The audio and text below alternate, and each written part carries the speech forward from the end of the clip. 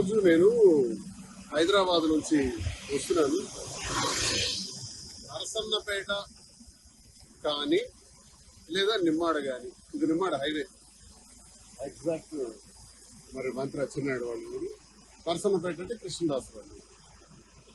మరి కృష్ణదాసు నాకు కింజరా పప్పన్న ద్వారా కబురు పెట్టాడు. ఈరోజు హైదరాబాద్ నుంచి చూస్తున్నాడు కదా, దమ్ముంటే రమ్మను, అటాక్ చేస్తాం అని చెప్పారు. సరే, మీరేం చేస్తారు? నేను ఈరోజు ఇదిగో నిమ్మాడ జంక్షన్లో మించుమించు 11:30 అవుతుంది. మరి కొద్ది దూరంలోనే టెక్కలు ఉంది, వెళ్తున్నాను.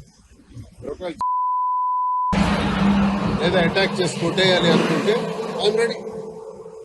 నేనేం తప్పు చేశాను? ప్రజల అభిప్రాయాన్ని మీకు ప్రశ్నించాను. మీరు ఉచ్చ రాజకీయాల్ని బయట పెట్టారు. మీరు దౌర్భాగ్యమైనటువంటి మీ అవినీతిని అంతటినీ బయట పెట్టారు. మీరు చేస్తున్నటువంటి కేడీ రాజకీయాల్ని బయట పెట్టారు. అంత మాత్రం ఓకే.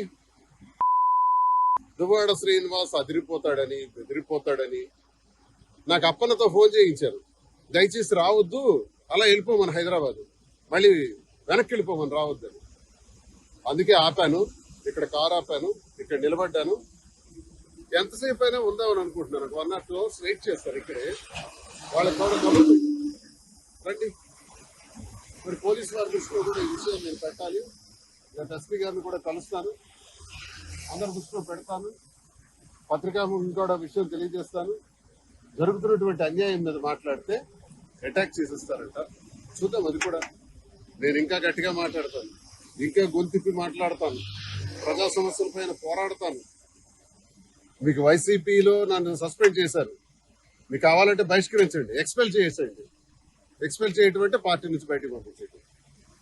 అదేం చేసిన తర్వాత స్వతంత్రుడిగా నా కార్యక్రమం నేను చేస్తాను. ఇంకా గట్టిగా శ్రీకాకుళం జిల్లాలో పనిచేస్తాను. ఏం చేస్తారో చూస్తాను. ఒకవేళ అనుకుంటే భయపడే రకం కాదు, అదిరే బెదిరే రకం కాదు ఈ దువ్వాడ శ్రీనివాసన్ తెలియజేస్తున్నాను. ఇంకా 2 hours ఇక్కడే ఉంటాను.